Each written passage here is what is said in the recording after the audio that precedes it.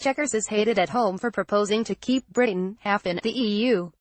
It was not loved in Brussels for much the same reason. For the EU, half in does not go far enough. The latest round of 11th-hour talks orchestrated before Wednesday's EU summit indicates they are determined to force the UK far further.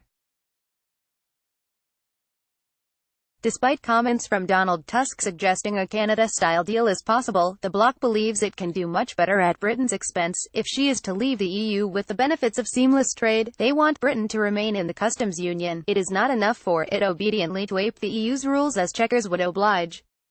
That position makes sense in the EU's terms. The EU has been nothing if not consistent. It has from the start taken the view that any deal offered to the UK must be a bad one, designed to discourage others following where Britain has led.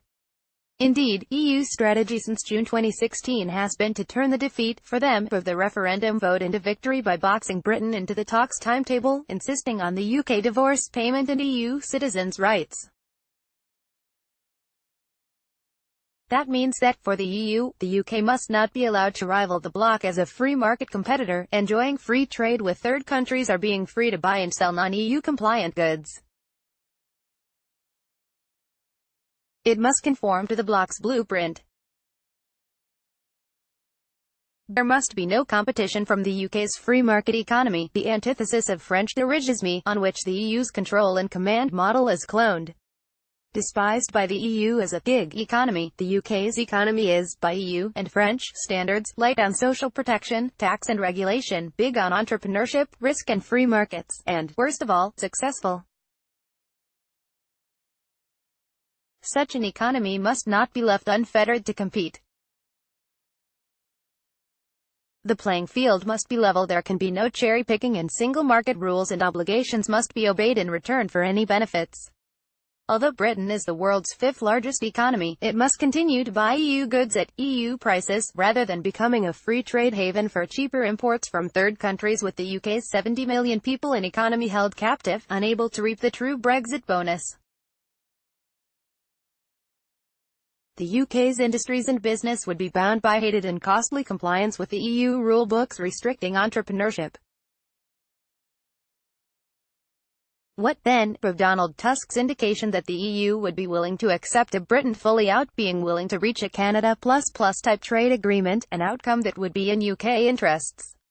It amounts to little, since the EU is counting on deploying the Irish border to make this choice impossible for the British government and force it back onto Chequers a Chequers that not only surrenders to the EU on goods law but ties the UK even more closely to the EU by agreeing to an indefinite, perhaps never-ending, period as a member of the customs union. Otherwise, the EU claims, there would not be a soft Irish border. The green card is now being played for all it is worth, with a complicit Irish Taoiseach keen to prove his nationalist credentials against Sinn Féin at home, and perhaps to line up a lucrative job for himself in Brussels if and when his shaky coalition falls. Despite the EU's apparent intransigence, the Prime Minister should hold firm to the technological solution. It was proposed by the UK government back in 2017, is already proven and recommended by many trade authorities, including an EU-commissioned study group on the Irish border, for today's borders, and is in line with contemporary trends on cross-border trade. She should acknowledge that the border is a pawn in the power struggle by the EU to keep the UK to a Chequers-style agreement, but going far further to remain a member of the customs union.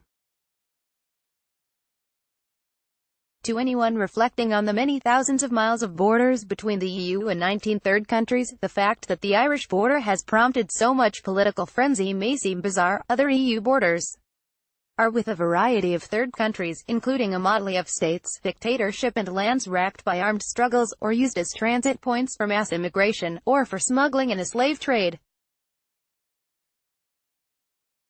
By contrast, the Irish border divides two peaceful, democratic neighbours, sharing a common law tradition and the closest ties of culture, history and economy, living in harmony and mutual self-interest, and with the Belfast Agreement a matter of practical cooperation, an agreement, it should be noted, to which the EU was not a signatory. There is no reason for Britain's Prime Minister to back the EU version of a soft border by entering a customs union for all the UK. If there was any truth in the German press reports at the weekend that the government had been panicked into a secret deal with the EU, which it was set to sign before even announcing it in the UK, this high-handed action resonates not with the UK's democratic tradition of freedom, but the EU's attempt to deny it.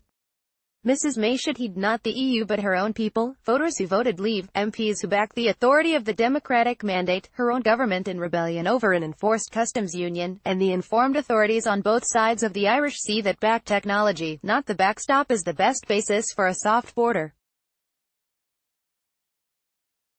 She should recognize that the EU is from its perspective doing what it does best, protecting the interest of its elites and its project of ever closer union, not its people. Her task is not to make the EU's easier, but to honor the democratic mandate from which her authority to govern comes.